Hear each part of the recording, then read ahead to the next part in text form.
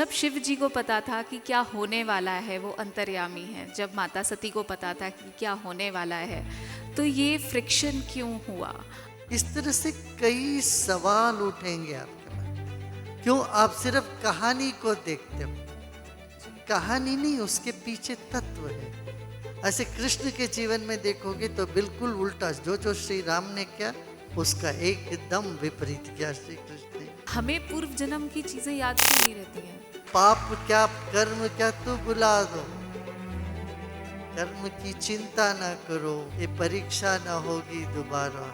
अच्छा, do you think Draupadi was responsible for Mahabharata? Krishna was responsible for the war, nobody else. जो भारत की अभी no tolerance policy है after Sindoor operation, उसके बारे में आपका क्या कहना है? हमारे देश में हमने कभी ऐसा युद्ध नहीं किया कि जाके किसी के घर पे घुस के उनको वो कुछ हिंसा करे। हमने सिर्फ और सिर्फ देश की सुरक्षा पर जोर दिया है।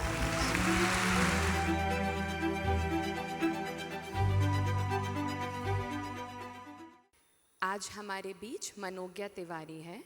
मनोज्ञा एक अनुभवी मार्केटिंग और ग्रोथ एक्सपर्ट हैं। अब वे एक फुल टाइम कंटेंट क्रिएटर और एजुकेटर बन चुकी हैं। मनुकहित नाम के इंस्टाग्राम और यूट्यूब पर उन्होंने 1 मिलियन से ज़्यादा लोगों की एक मजबूत कम्युनिटी बनाई है। वे एक पॉडकास्ट भी होस्ट करती हैं जिसमें भारत के सबसे प्रभावशाली लोगों के साथ संस्कृति, पहचान और व्यक्तिगत विकास जैसे विषयों पर गहराई से बातचीत करती है। आज वे गुरुदेव से कुछ सवाल पूछेंगे।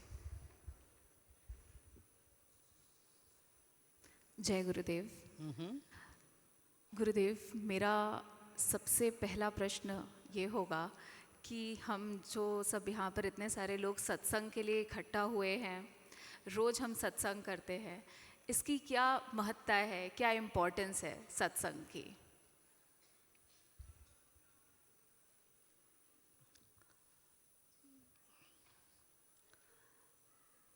जिसने इसका आनंद लिया उनको पता है कितना मजा है इसका।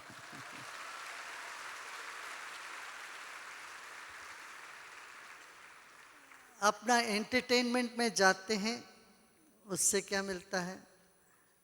अभी क्रिकेट हो रहा है, आईपीएल वॉच करते हैं तो उसमें कुछ मिलता है। आप इन सब खुशी को इकट्ठे करके एक तरफ रखो और सत्संग का आनंद एक तरफ रखो, तो पता चलेगा कि, तो लगता है कि वाह यही है बात, कुछ और है। नहीं तो क्यों लोग सत्संग के लिए पागल होएंगे, है ना?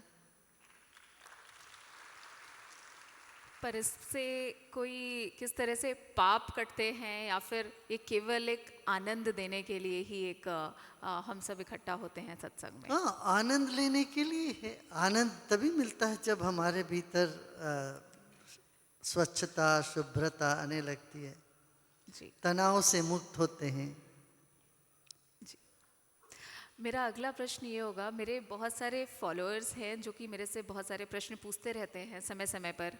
तो उनका एक कॉमन प्रश्न होता है कि सारे भगवान हैं वो भारत में ही क्यों हुए?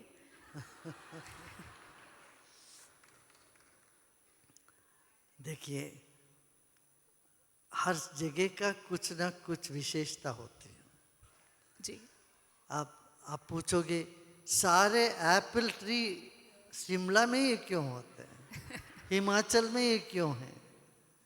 माने ऐसा नहीं है भगवान दूसरे जगह नहीं है, भगवान सर्वव्यापी है, सब जगह है। मगर भारत की अपनी विशेषता है, यहाँ अपना आध्यात्म। तो हर देश की अपनी अपनी कुछ खूबी है। तो मगर ये जो मुख्य अवतार हुए हैं, राम, कृष्ण, बुद्ध, ये सब भारत में ही जन्म हुए।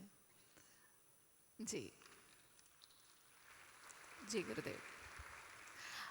अगला प्रश्न मेरा उस समय से है जब सती माता अपने पिता के घर पे जा रही थी, पर शिव जी को उन्होंने नहीं बुलाया था पिता ने। तब सती माता को रोकने का प्रयास करा था शिव जी ने कि आप मत जाइए देवी। तब सती माता ने अपने 10 महाविद्या का रूप लिया था।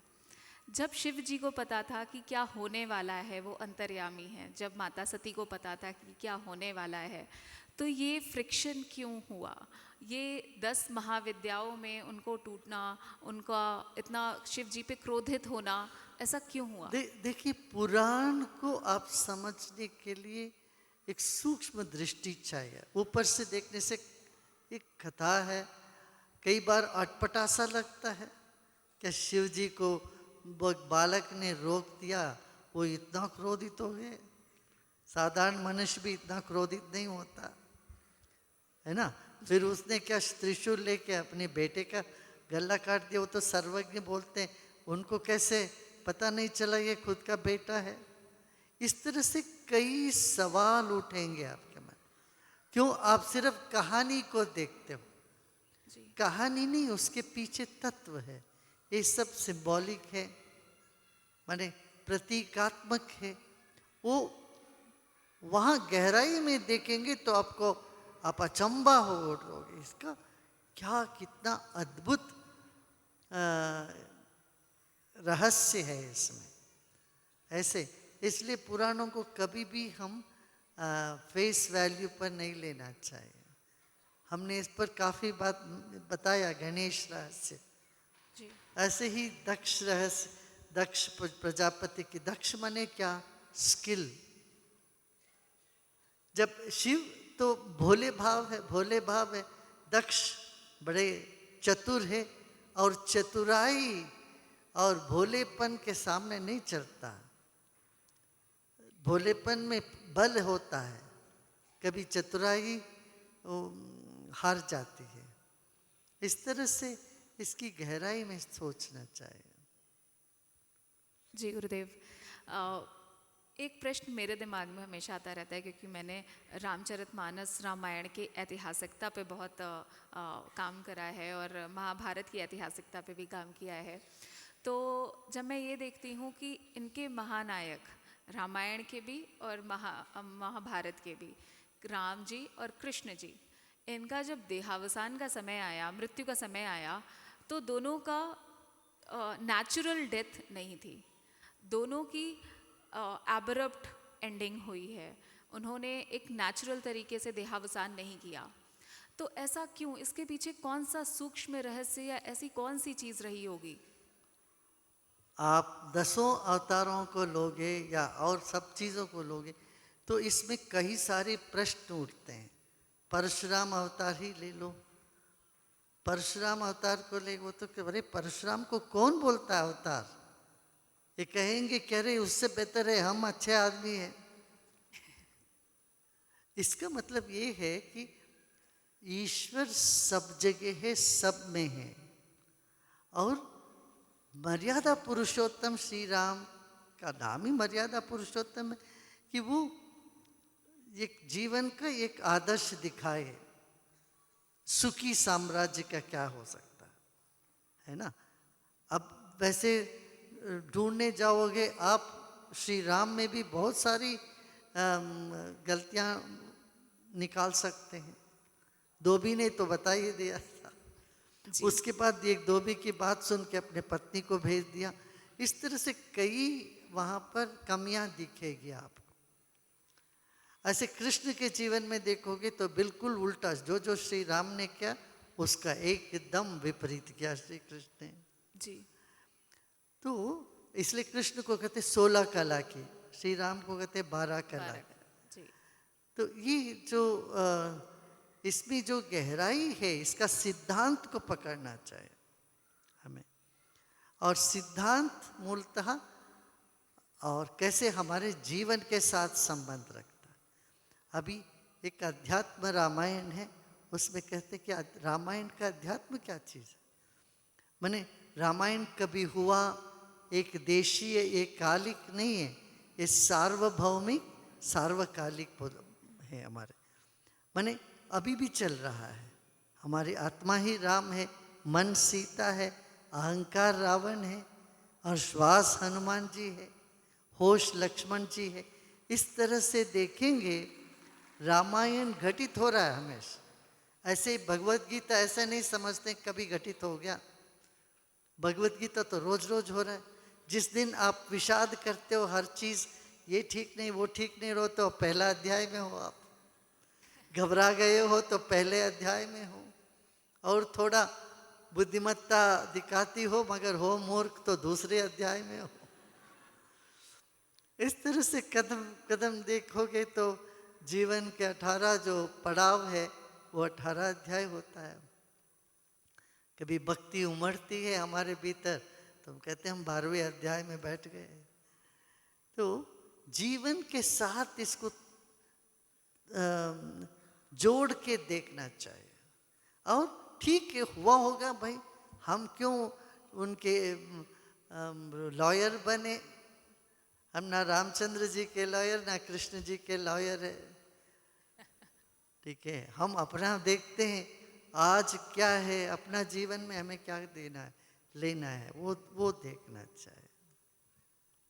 तो गुरुदेव, जिस तरीके से बोला जाता है कि भगवान की भक्ति करोगे तो स्वर्ग मिलेगा और कर्म अच्छे करोगे तो स्वर्ग मिलेगा या नरक मिलेगा। अच्छा देखिए, कर्म अच्छे करे तो अच्छा ही मिलेगा, उससे सुख मिलेगा। वो तो कोई ग्रंथ से तुम्हें सीखना नहीं है। अभी देखो तो अब कुछ गलत करके देखो, किसी का तपाचा किसी का ये मार के देखना क्या मिलता है, और किसी को कुछ अच्छी बातें कह के देखो क्या मिलता है।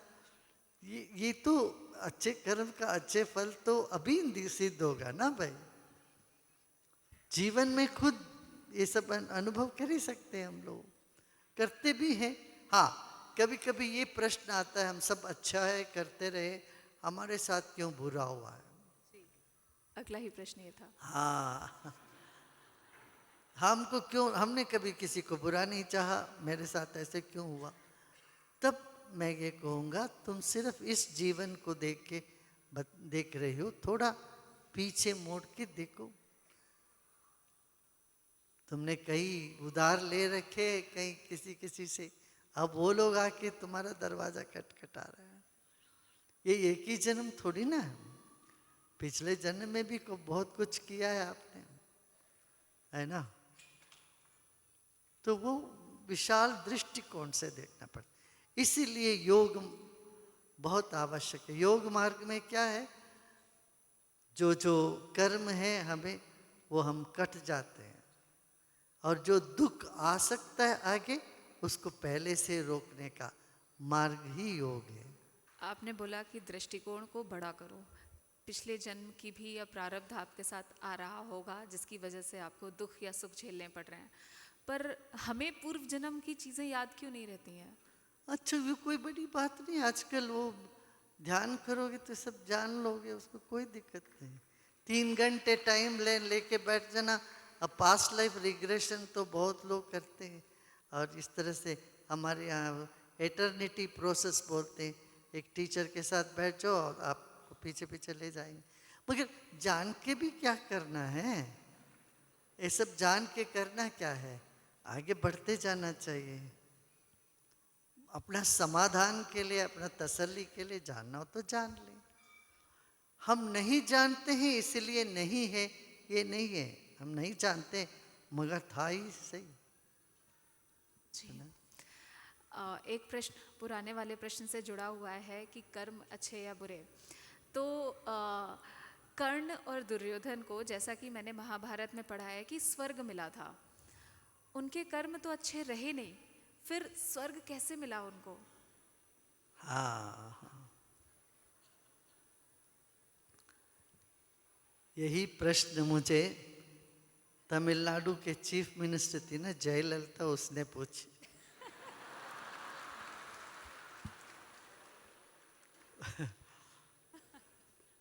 उसने कहा, गुरुदेव जीवन भर अच्छा किया धर्मराज ने, बाद में उनको स्वर्ग मिला कि नहीं मिला पता है, मगर दुर्योधन जीवन भर गलत किया, यहाँ पर भी उसने अच्छे से राज्य किया, मर के भी उसको स्वर्ग मिल गया। तो अच्छे क्यों रहना है, हम भी क्यों घोटाला क्यों नहीं करें, ये बताइए। हम नेक व्यक्ति रहे।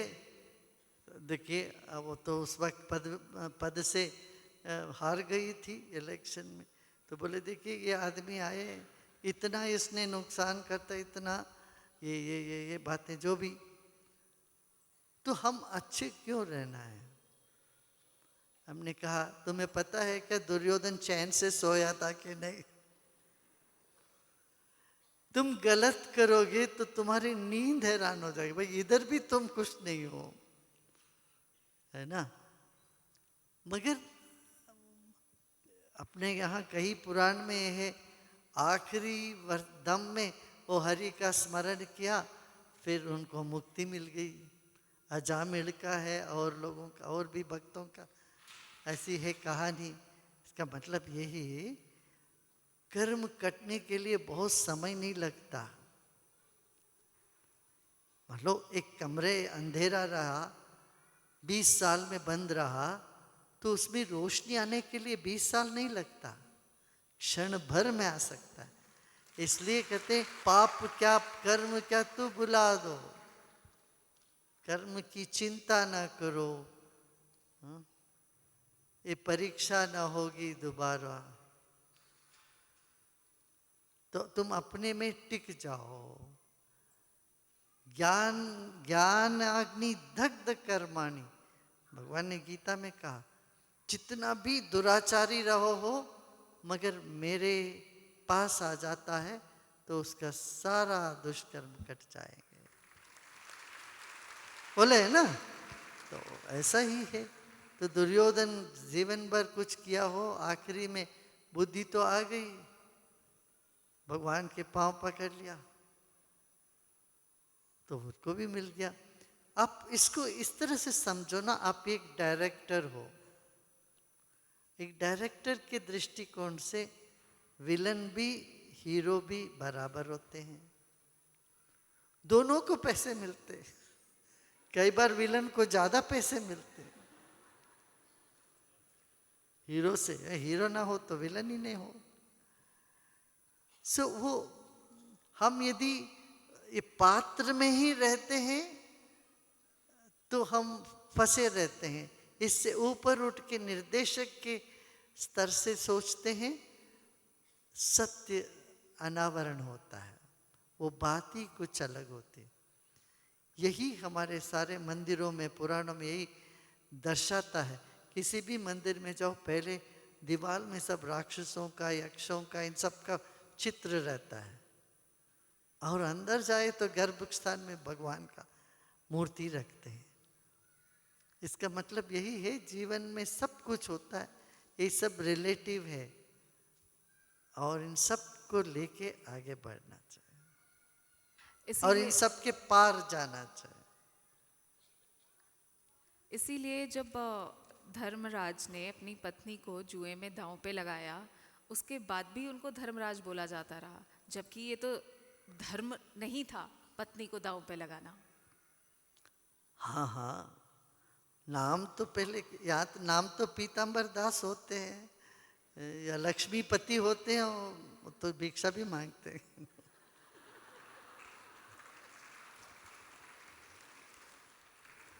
धर्मराज में बहुत सारे गुण थे, बस उनमें एक नुक्स ये थी, वो एक वीकनेस होता है ना व्यक्ति में, वो उसमें कमजोरी उनका ये था, जुआ खेलना। अब लोगों में बहुत सारे गुण भी होते हैं, मगर उनमें कुछ ना कुछ ऐब होता है। इसीलिए धर्मराज को किसी ने भगवान नहीं बोला, सिर्फ कृष्ण को भगवान के। गुरुदेव, ये मेरा प्रश्न है कि अगर भीष्म पितामह पहले ही विवाह करने के लिए हाँ बोल देते और अपनी उस प्रतिज्ञा के लिए अडिग नहीं रहते, तो ये सब बातें खत्म हो जाती, रहा महाभारत होता ही नहीं। वही तो क्या उनका इतना अडिग रहना सही था कि उन्होंने पूरे कुल का और पूरा सब विनाश और कर दिया? हाँ ठीक तो है। महाभारत होता ही नहीं था तब तो, महाभारत होने के लिए ये सब होना था ना, इसीलिए महाभारत कहते हैं, जहाँ पर हर तरह की झगड़ा है, झंझट, मनस्ताप, ये सब होता है। अच्छा, do you think Draupadi was responsible for Mahabharata? Do you think Draupadi was responsible for Mahabharata? Well,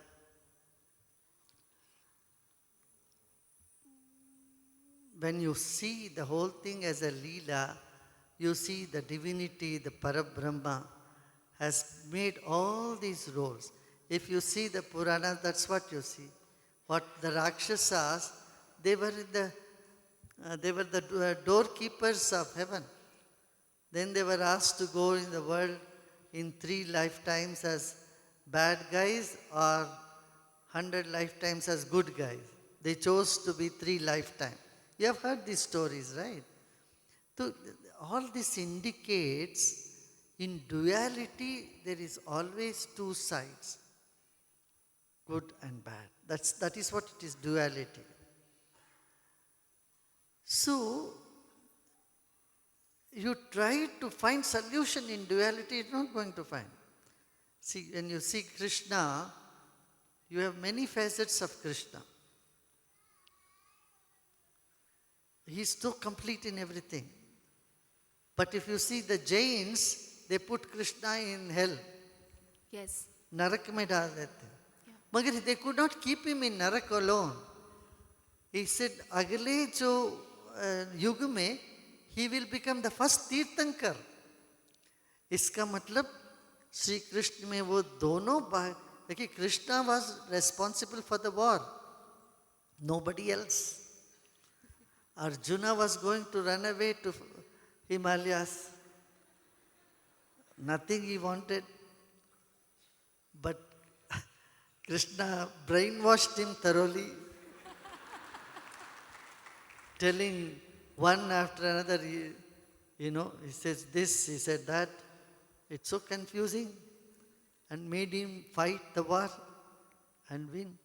So, भगवान कृष्ण नहीं हो तो फिर युद्ध ही नहीं होता है क्या? इसलिए जैनों ने कृष्ण को नरक में डाला, मगर कृष्ण जैसे योगी, ज्ञानी, परमात्मा, भगवान और कोई दिख ही नहीं सकते, तो उन्होंने उनको पहला तीर्थंकर भी कर दिया. सो हमें क्या करना है, ये सब जो है आपको इंडिकेट करता है क्या, इन सब से ऊपर एक सत्य है, वहां की ओर चलो. हाँ, डायरेक्टर के ओर देखो, डायरेक्टर जैसे इशारा करते ऐसे सब नाचते हैं,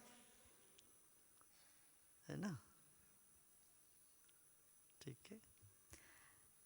गुरुदेव, थोड़ा इतिहास से आगे बढ़ूंगी. बहुत सारे मेरे फॉलोअर्स से कुछ क्वेश्चंस रहते हैं, जैसे कि हमेशा ऐसा बोला जाता है कि मैंने फील भी किया है कि अगर मैं अपना कोई भी काम करने से पहले 10 लोगों को बता देती हूँ या उसको बहुत सारे लोगों के सामने ओपन में पब्लिक कर देती हूँ अपने इंटेंशंस को कि मैं ये करने जा रही हूँ या मेरे साथ ये अच्छा होने वाला है, वो काम नहीं होता है. तो क्या कोई अच्छा काम करने से पहले या अपना कुछ बड़े गोल को, एम को पाने से पहले लोगों को नहीं बताना चाहिए? यदि वैसा आपका अनुभव हो तो उसको मानना चाहिए.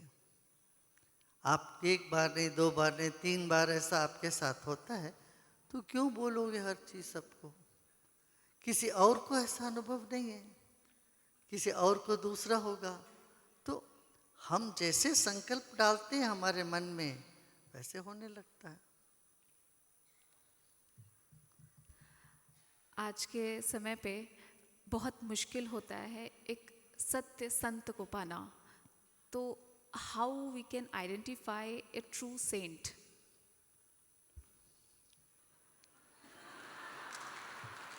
कोई तरकीब नहीं है, वो अपना दिल से पूछना चाहिए. क्यों? अपने दिल बताता है. देखिए, बुद्धि से नाप नहीं सकते संत, बट हृदय से देख सकते, उसी से पता चलेगा.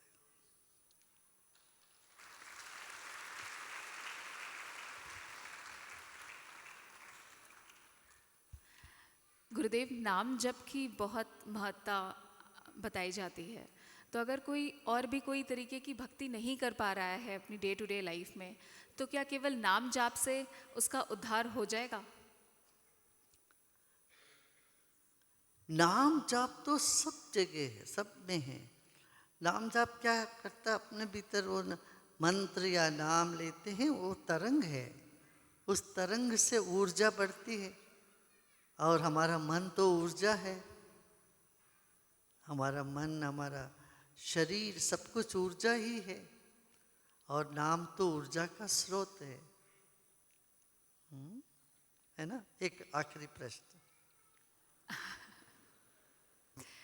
मेरा प्रश्न ये होगा कि शरीर पे मेरे पास बहुत सारे प्रश्न थे, मैं 20-25 क्वेश्चंस बना के लाई थी, पर मैं सब आखिरी क्वेश्चन ये पूछूंगी कि जो भारत की अभी नो टॉलरेंस पॉलिसी है आफ्टर सिंदूर ऑपरेशन, उसके बारे में आपका क्या कहना है?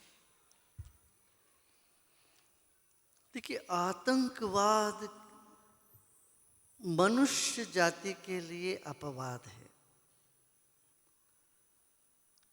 इसलिए इसको जड़ से उखाड़ना आवश्यक है।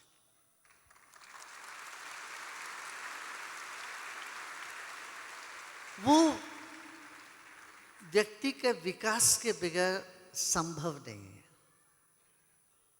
आप दुर्गा सप्तशती में आप देखते हैं, रक्त बीजासुर, वो उसकी रक्त, उस असुर का रक्त जहां भी एक बूंद गिरा तो वहां और 100 पैदा हो गए। बल से इनको दूर नहीं कर सकते हैं, तो दुर्गा माँ ने क्या है, जिह्वा को कर दिया और जिह्वा में उसको थाम लिया सारे रक्त को।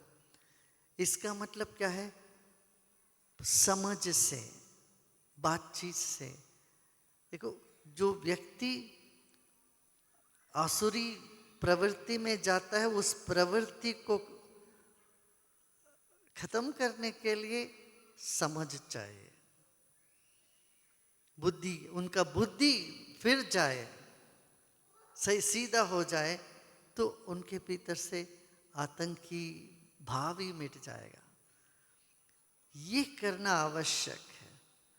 इसलिए आतंकियों को एक जगह बंद करिए, फिर उनको शिक्षा दीजिए। ये आवश्यक है। और जहाँ कहीं भी ऐसे आतंक का बीज दिख रहा है, वहाँ बीज से उसको खत्म करना चाहिए। एक और प्रश्न पूछती हूँ कि जैसे यूएस में दिखता है कि जो वॉर वेटरन्स होते हैं उनको जनरली पीटीएसडी होता है, पर भारत में जो वॉर वेटरन्स हैं वो अपने वॉर को जाने पर एज अ बैज ओन करते हैं और बहुत ही ज़्यादा गौरवान्वित महसूस करते हैं उसमें। तो क्या कुछ मेंटालिटी में डिफरेंस है कि यूएस में इतना पीटीएसडी कॉमन है वॉर वेटरन्स में और भारत में नहीं है? यूएस जैसे युद्ध किया, ऐसे युद्ध भारत ने नहीं किया। यूएस ने क्या किया, यूनाइटेड स्टेट्स ने अफगान हो, इराक हो, वहाँ घुस करके वहाँ महिलाओं को, बच्चों के ऊपर, सबके ऊपर बहुत अत्याचार किया। वो सब करके जब बाहर आते हैं, वापस आते हैं, अपने परिवार के साथ बैठते हैं, उनको वो सब याद आने लग जाते। इससे पीटीएसडी होती है। हमारे देश में हमने कभी ऐसा युद्ध नहीं किया कि जाके किसी के घर पे घुस के उनको वो कुछ हिंसा करे।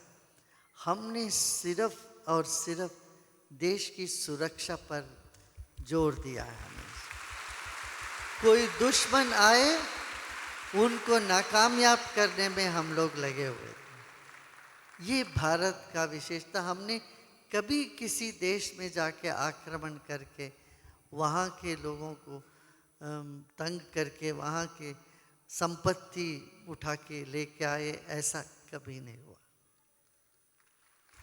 बहुत बहुत आभार गुरुजी। Thank you so much. जय गुरुदेव।